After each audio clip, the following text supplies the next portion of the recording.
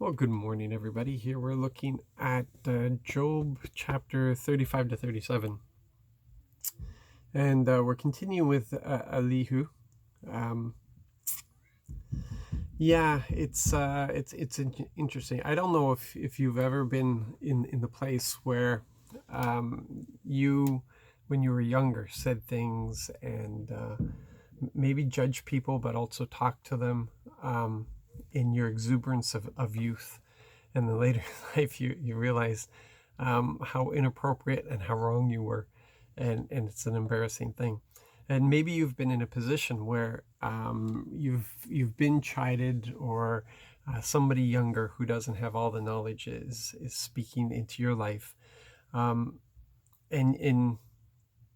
hopefully you had the maturity to be able to handle that well, understanding their intention was good, even if it was inappropriate and they weren't in that relationship really to allow that to happen.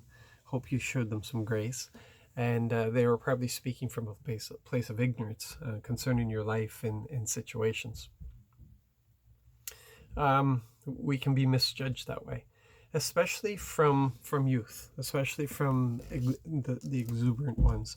And so here we have Elihu, who is continuing to speak things because he doesn't know Job. He doesn't know Job. He doesn't know the circumstances.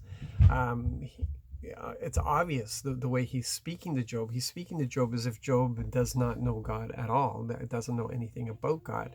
And it's a great exhortation there about the sovereignty and the wonder and the grace and the power of God. But it's misapplied. It's like Job wasn't honoring that.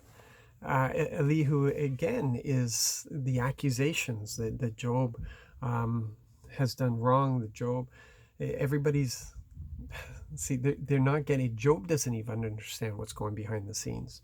And this is a place where many of us have had to learn just to hold on to God and trust Him. And that's the relationship that He's looking, that we will trust Him. Even if we don't know what's going on, He does know what's going on. And we trust Him to get us through it. We trust that it's going to be okay. Everything's going to work out.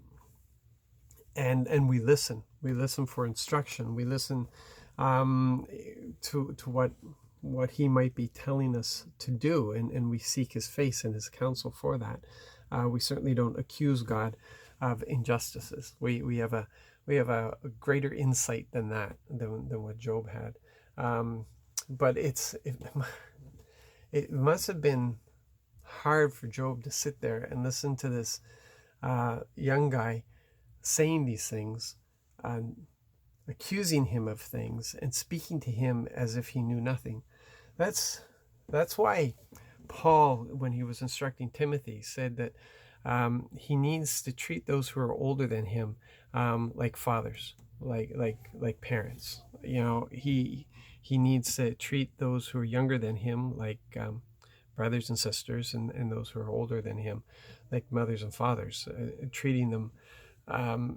If he has to bring in correction, that he would correct the older ones like they were a father. And there's a certain way that you approach a father and respect a father. And it's something, I hope we do that today.